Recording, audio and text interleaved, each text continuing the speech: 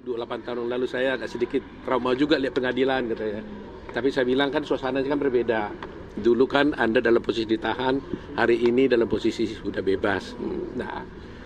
Nah, seperti yang saya katakan tadi, kita memang menghadapi suatu pergumulan serius sebenarnya tentang rencana PK ini. Karena apa? Karena faktanya kan Jessica kan sudah di luar, sudah tidak ditahan lagi. Sehingga secara badan, secara jasmani dia sudah bebas. Tetapi rupanya Jessica tetap mengatakan bahwa selama masih ada kesempatan yang diberikan oleh undang-undang atau hukum kepada saya untuk mengajukan PK, saya akan gunakan kesempatan itu, dia bilang. Nah, hari ini kita gunakan kesempatan itu karena ingin dia membuktikan dia tidak merasa melakukan perbuatan, tapi faktanya kan dia dihukum. Kami sebagai lawyer tetap menghormati apapun putusan hakim, kami hormati, tetapi karena ada hak untuk mengajukan PK, hak ini kita gunakan. Mudah-mudahan Mahkamah Agung nanti akan mempertimbangkannya dengan baik. Alasan PK kami ini ada beberapa hal. Pertama ada novum. Kedua ada kekhilafan hakim. Ya, kekhilafan hakim di dalam menangani perkara ini. Nah, tentu Anda bertanya, apa novum yang kami gunakan? Novum yang kami gunakan itu adalah berupa satu buah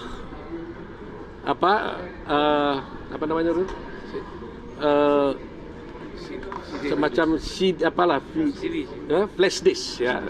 Satu buah flash disk berisi rekaman kejadian ketika terjadinya tuduhan pembunuhan terhadap Mirna, yaitu di Oliver, ya kan? Sebagai latar belakang buat kita supaya ingat bahwa Jessica ini diadili dengan tidak ada satu saksi pun yang melihat bahwa dia memasukkan racun ke dalam gelas. Satu orang saksi pun tidak ada. Tetapi pada waktu itu diputarlah CCTV yang ada di restoran Oliver. Nah, inilah menjadi dasar, jadi petunjuk bagi pengadilan untuk menghukum Jessica ini. Ya, jadi dasarnya itu. Kalau CCTV tidak ada, dia tidak akan bisa dihukum karena tidak ada saksi pun yang melihat. Pertanyaannya apa kaitannya dengan CCTV ini? Sejak semula di persidangan dulu pun kami sudah dengan tegas menolak CCTV ini diputar dengan alasan kami tidak melihat bukti bahwa dari mana sumber diambilnya CCTV ini. Tidak ada dokumen atau bukti yang mengatakan ini diambil dari dan dengan cara yang sah. Tidak diambil oleh penyidik, tidak diambil oleh pihak kepolisian, tapi muncul tiba-tiba CCTV ada di sana. Bahkan dekodernya tempat CCTV adanya, itu waktu kami minta diperiksa pun dalam keadaan kosong. Nah, atas dasar itu kami melihat ternyata suatu peristiwa, ada suatu tayangan CCTV itu ada dimiliki oleh seorang bernama siapa bapaknya? Darmawan Salihin. Darmawan Salihin ini adalah ayahnya Mirna. Dia waktu itu di TV One ketika wawancara dengan Karni Elia, dia mengeluarkan CCTV ini. Dia mengatakan bahwa ini adalah CCTV yang ada di Oliver dan tidak pernah ditayangkan di persidangan. Dan ini disimpan sama dia. Artinya berarti seluruh rangkaian CCTV itu sudah terpotong-potong. Tidak utuh lagi pasalnya. Kalau ada pokoknya rekaman dari jam 6 sampai jam 6, ada yang hilang di dalamnya. Nah, salah satu diantaranya adalah yang diambil oleh bapaknya, yang itu Darmawan Salihin. Dan kami beruntung dan terima kasih kepada TV One, Pak Karni Elias, kami diberikan bukti ini secara resmi. Dan inilah yang kemudian kami analisa. Jadi pertama, tanpa melihat isinya pun sebenarnya kita sudah dapat simpulkan bahwa berarti rekaman CCTV yang diputar di TV pengadilan itu sudah tidak lengkap lagi. Kalau sudah ada yang terambil secara tidak sah, berarti potensi yang lain pun sudah ada mungkin yang diambil. Jadi tidak lagi tersambung, ada yang terputus. Nah, atas dasar ini kami analisalah semua fakta-fakta ini. Nah, kemudian seperti kita katakan, novum itu kan suatu fakta yang sebenarnya sudah ada pada waktu itu, pada waktu sidang dulu, tetapi kami tidak temukan. Itu prinsip novum.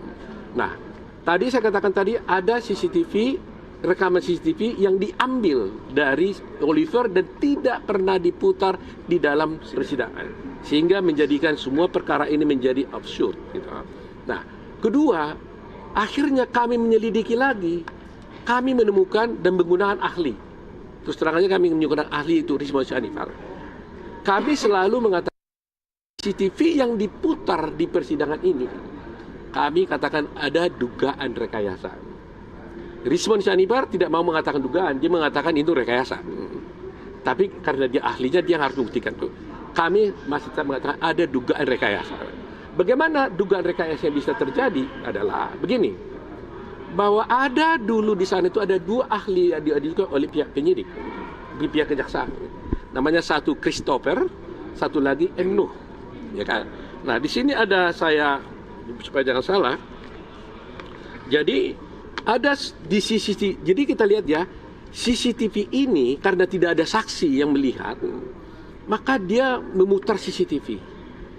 Khususnya fokusnya itu di meja 54 tempatnya Jessica minum dan duduk waktu itu minum. Nah, adalah di sana itu namanya CCTV 7, ya. Kan banyak sekali CCTV. Kita bicara dengan CCTV 7. Di bab Christopher mengatakan bahwa sebenarnya CCTV yang dia lihat definition, maksudnya standarnya tinggi. Bahkan dikatakan itu 1920 kali 180 pixel. Itu yang dari Christopher. Tetapi apa yang terjadi di keterangannya M. Nuh, dan ini yang kita lihat diputar di Nurul ya, mana Nurul? Diputar di persidangan itu sudah berubah. Sudah menjadi standar definition. Artinya kualitasnya menurun. Yang tadinya 1920 tinggal separuh menjadi 960 kali 576 pixel. Apa yang terjadi dengan ini? Jadi bayangkan aja, kualitasnya sebenarnya high definition, tapi ditayangkan itu sudah berubah menjadi standard definition sehingga kabur. Disinilah mulai terjadi. Karena kekaburan ini akhirnya kan hakim kan jadi nggak bisa melihat yang sebenarnya, dituntunlah. Ya ini kan, inilah yang dipersoalkan di sana pada waktu itu. Ada yang mengatakan Jessica memindahkan centerpiece, ya di meja. Jessica memindahkan paper bag, jadi Jessica mengambil sesuatu dari tas, masukkan ke gelas, ya, dan kemudian paper bag memindahkan paper bag dari kursi dan sebagainya. Inilah yang menjadi ditayangkan seakan-akan karena kekaburan ini nggak ada yang tahu apa yang sesungguhnya yang terjadi lagi. Nah, akhirnya ahli ini menceritakan kepada hakim, inilah ini. Jadi tafsirnya si ahlinya jadinya. Tidak lagi kita melihat langsung apa yang terjadi di CCTV itu. Mestinya kalau CCTV kan tanpa diterangkan pun kan cukup kita lihat apa yang dilakukan di adegan apa yang terjadi di CCTV. Nah, kekaburan inilah yang dipakai. Dan kita bisa buktikan nanti dengan ahli si Rizwan bahwa ini terjadi perbedaan. Saya pakai istilah normatif, ada yang berbeda antara Christopher dengan M. Nuh dan yang diputar dengan yang aslinya. Tapi Rizwan mengatakan itu rekayasa. Karena seharusnya high definition, kenapa menjadi standard definition? Seharusnya 1920 kali 1080 pixel, kenapa menjadi 160 kali 576? Nah, ini salah satu. Contoh yang kedua lagi ya, untuk memperjelas saja, di CCTV 9 itu ada dua segmen, dipotong menjadi dua segmen. Itu pada segmen pertama jam 15.35 dan jam 16.59. Ini waktu VIC disajikan. Ingat itu gelas itu Vietnam Ice Coffee itu disajikan itu pada jam itu. Pada waktu disajikan itu dia standarnya itu adalah high definition. Ini bukan keterangan kami loh. Ini keterangan ahli yang diajukan oleh jaksa. Cuma baru kami temukan sekarang perbedaan itu. Dulu sudah ada ini, tapi baru kami temukan sekarang. Nah, di segmen kedua di jam 16.59 dan di jam 18.25 waktu setelah VCVIC telah diminum oleh Mirna, terjadilah penurunan kualitas daripada CCTV ini. Akhirnya apa yang terjadi? Si ahli toksiologi akhirnya melihat warna yang berbeda-beda. Di sini sekarang berbeda gara-gara dimasukkan sesuatu katanya. Padahal perbedaan warna ini bukan karena gelasnya yang berubah warna, tapi karena kualitas gambarnya yang berbeda. Ya, kalau Richmond mengatakan yang tadinya high definition diturunkan menjadi standard definition. Nah, kami masih mengatakan dugaan, tapi kalau Richmond mengatakan itu adalah penurunan kualitas resolusinya, ya kan? Jumlah yang seperti ini ada 37. Ada 37 gambar yang berubah. Ya, yang aslinya high definition kemudian berubah menjadi standard definition. Pixelnya juga semua berubah semua. Nah, apa yang terjadi dengan adanya perubahan ini? Maka disinilah rekayasa itu akhirnya menuntun majelis hakim menjadi salah mengambil keputusan, menuntun saksi-saksi ahli menjadi salah mengambil keputusan, karena sebenarnya yang kami lihat di persidangan itu bukanlah yang rekaman yang sesungguhnya lagi. Sudah rekaman yang berubah, yang oleh versi Richmond Sianipar mengatakan itu rekayasa. Selain kata-kata kami mengatakan itu dugaan rekayasa, tapi Richmond mengatakan itu rekayasa. Dia berani mengatakan itu rekayasa karena faktanya memang tertulis di dalam berita acara. Angka-angka yang kami ajukan tadi itu angka-angka yang tertera di dalam berita acara. Jumlahnya jelas. Jadi mungkin saya tidak perlu jelaskan 37-nya, tapi bagi masyarakat kan sudah tahu bahwa dengan orang ini dihukum melakukan pembunuhan dengan menggunakan petunjuk, dan itu pertimbangan hakim loh. Menggunakan petunjuk di CCTV, ternyata CCTV-nya ini sudah hasil rekayasa. Kita bilang dugaan rekayasa, tapi menurut Richmond itu adalah rekayasa. Makanya Richmond Sianipar akan kita ajukan menjadi ahli dalam persidangan untuk membuktikan kebenaran pendapatnya bahwa ini rekayasa. Ya, jadi itulah novum yang paling utama. Termasuk juga yang diambil si Darmawan Salihin ini menjadi pertanyaan, kenapa ini bisa ada di tangan Darmawan Salihin? Tentu jadi bertanya, kita minta tadi asal usulnya CCTV dari mana? Nggak ada yang bisa menunjukkan, saksi pun nggak ada. Tapi pertanyaan kita, kenapa itu ada di tangan Darmawan Salihin? Padahal isi CCTV yang ada di Oliver. Kalau itu diambil oleh penyidik, kenapa bisa di tangan Darmawan Salihin? Dan itu pengakuan dari Darmawan Salihin yang ada dalam rekaman pembicaraan wawancara antara Darmawan Salihin dengan Karni Ilyas. Dan itu fakta yang dipersoalkan. Ya, memang selalu begitu kan. Mungkin Tuhan memberikan jalan kepada Jessica. Kok tiba-tiba dia keluarkan? Kalaulah dulu itu dikeluarkannya, bahwa memang itu sudah terpotong-potong, pasti hakim membebaskan Jessica. Pasti. Kalau dia bilang, Pak, itu nggak asli lagi karena buktinya ada di tangan saya, itu nggak asli lagi dan tidak lagi kronologinya sama. Jadi kalau satu peristiwa terpotong-potong, puzzle-nya hilang kan? Nah, Richmond juga nanti akan menjelaskan bahwa ada satu jam tertentu ketika siapa yang menjadi makan minuman? Agus Riono dan yang buat itu Rangga. Nah, di situ di proses Rangga membuat kopi itu ada terhilang juga beberapa CCTV-nya. Jadi ada peristiwa-peristiwa sebenarnya yang ada, tapi oleh Richmond mengatakan ini hilang nih, gitu, terhilang dia. Kenapa? Kalaulah itu muncul, mungkin kita tahu apa yang sesungguhnya terjadi. Apakah memang kopi itu waktu di baristernya sudah ada suatu racun? Apakah di Agus Riono? Tapi dengan hilangnya peristiwa ini menjadi cukup dugaan buat kita untuk membuktikan bahwa bukan Jessica yang melakukannya. Jadi ini salah satu. Tapi peristiwa ini ada 37. Saya tidak mungkin perlu jelaskan di sini 37-nya, tapi cukup bagi kita untuk meyakini bahwa CCTV itu adalah sudah ada, kami sudah ada hasil rekayasa berdasarkan keterangan Richmond, dan mudah-mudahan ini kami bisa buktikan di dalam persidangan. Atau kalau terkait otopsi gimana, Pak? Nah, kedua, di samping novum tadi, kami juga mengajukan alasan kekeliruan hakim. Begini ya, ini saya minta ini juga wartawan bisa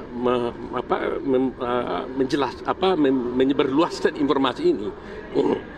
Karena hanya dalam kasus Jessica inilah ada dituduh dia bersalah melakukan pembunuhan dengan racun tanpa korbannya tidak diotopsi. Semua pembunuhan di Republik ini pasti diotopsi. Kasus Sambo itu juga Brigadir J juga diotopsi. Kasus Vina yang 2016 pun itu juga dilakukan otopsi. Yang lain-lain juga dilakukan otopsi. Yang kemarin juga yang korban-korban ya Vina dan juga yang penjual goreng dan sebagainya semuanya diotopsi. Pertanyaan saya, kenapa hanya satu-satunya Jessica dihukum tanpa otopsi ini? Adil nggak ini? Adil nggak? Kenapa? Nah, oleh karena itulah saya sebagai pengajar, saya mengajar kepada mahasiswa saya. Setiap mahasiswa saya bertanya, apakah otopsi mutlak diperlukan terhadap pembuktian seseorang mayat yang mati, seseorang yang mati di luar sakit tapi mati tiba-tiba apalagi dengan racun, apakah diperlu otopsi? Saya selalu katakan mutlak diotopsi. Dan tanpa otopsi tidak ada case, no case ya, without otopsi. Karena otopsi itu dipakai untuk alat untuk pembuktian di pengadilan, ya kan? Nah, oleh karena itu sampai sekarang Mahkamah Agung kami sudah meminta berkali-kali di dalam memori kami hendaknya membuat suatu keputusan. Apakah memang otopsi itu mutlak diperlukan? Apakah otopsi ini boleh tanpa diotopsi bisa dinyatakan dia mati karena racun? Dan diketahui pula lagi matinya karena sianida. Ini buat kita mungkin biasa, tapi bagi hukum, bagi keadilan ini sangat penting. Jadi karena ini tidak dipertimbangkan oleh hakim di dalam pertimbangannya, kami menganggap ini hal yang baru. Kami menuntut untuk memintalah appeal lah ya kepada Mahkamah Agung, buatlah putusan. Kalau hakim Mahkamah Agung mengatakan nggak apa-apa tanpa otopsi bisa dinyatakan dia mati karena racun, itulah putusan hakim. Ya kan? Walaupun kalau memang harus dengan otopsi, bebaskanlah Jessica.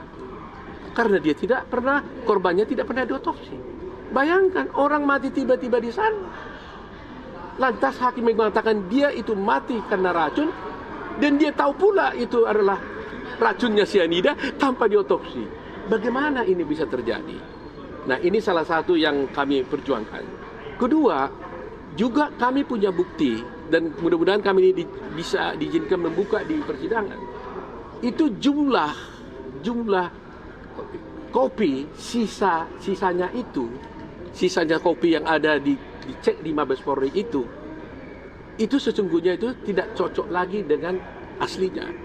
Kami ada hitungan-hitungannya dan kami sudah membeli gelas yang sama dengan itu dan kami akan bisa buktikan nanti bahwa itu adalah melebihi.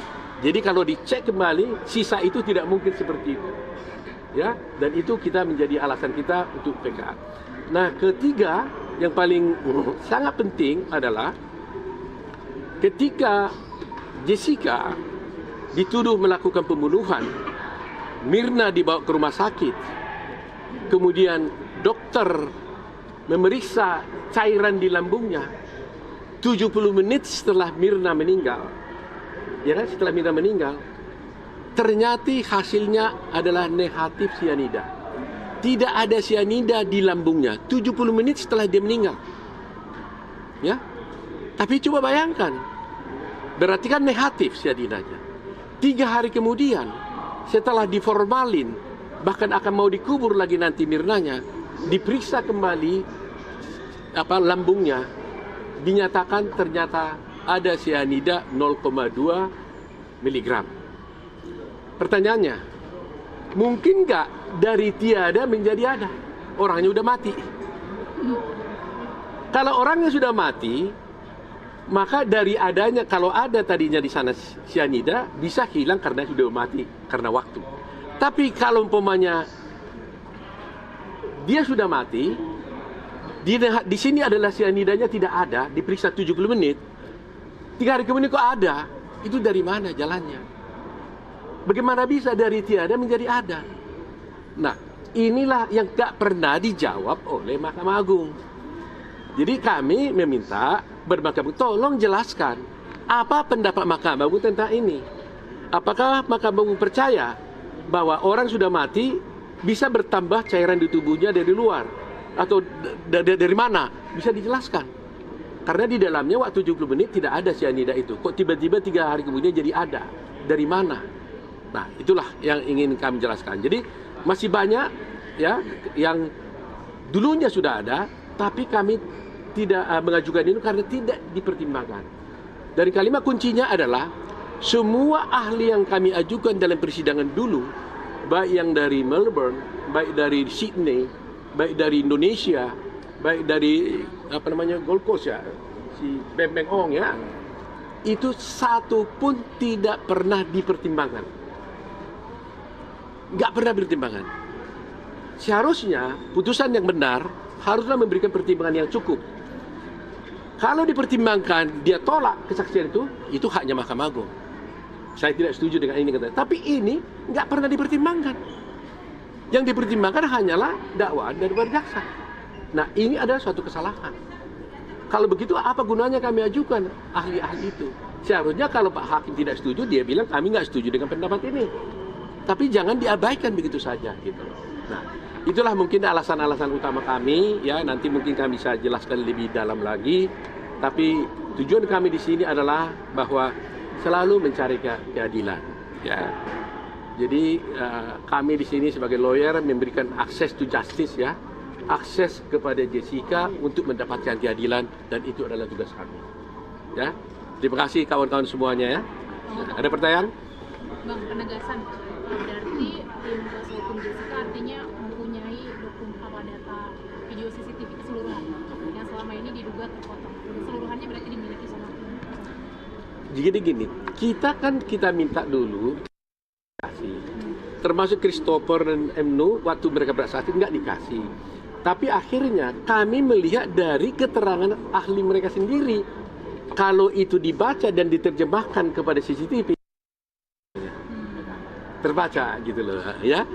Walaupun CCTV-nya semuanya tidak dapat. Ya kalau melalui tayangan televisi kita sudah dapat. Melalui tayangan Ice Cold ya juga kita dapat, ya kan. Tetapi kan karena kami tidak dapat, kami menerjemahkan semua CCTV itu dari berita acara yang diterangkan oleh Emnu dan juga oleh Christopher. Betul. Dan hukumnya dari berita acara pemeriksaan. Iya. Kira-kira siapa pihak yang diduga merekayasa itu, Pak? Anda mungkin yang tahu lah soal itu ya. Kita nggak dalam posisi untuk mengatakan siapa yang melakukan rekayasa, tapi yang pasti kami menduga itu rekayasa, ahli kami mengatakan itu bukan dugaan tapi itu udah rekayasa. Versinya respons yani Pak. Gitu. Berarti permohonan kepada MA apakah menggugurkan putusan hakim atau apa? Ya, kita butuhkan kalau permohonan kita kan dengan adanya bukti-bukti ini, kalau tadinya ini hakim tahu bahwa itu rekayasa, maka pasti dong hakim membebaskan dia. Jadi permintaan kami supaya dia dibebaskan dan tidak terbukti melakukan tindak pidana pembunuhan yang dituduhkan kepada Jessica. Status hukumnya Ya dipulihkan lah.